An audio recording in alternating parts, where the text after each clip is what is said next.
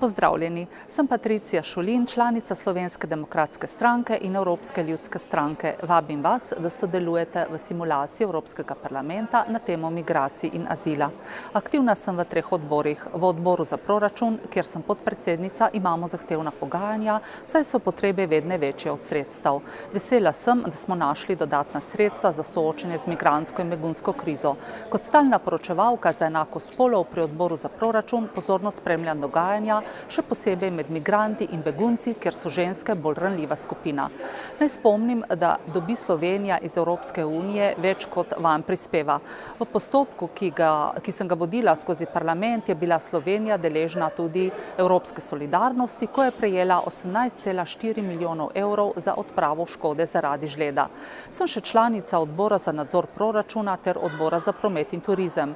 V prvem pazim, da poraba evropskih sredstev sledi pravilom, v drugem pa delam za trajnostni turizem ter učinkovit in okolju prijazen promet. Odločitve Evropskega parlamenta gradijo prihodnost Evropske unije. Bodite aktivni in jo sooblikujte. Začnite kot evropski poslanec za en dan.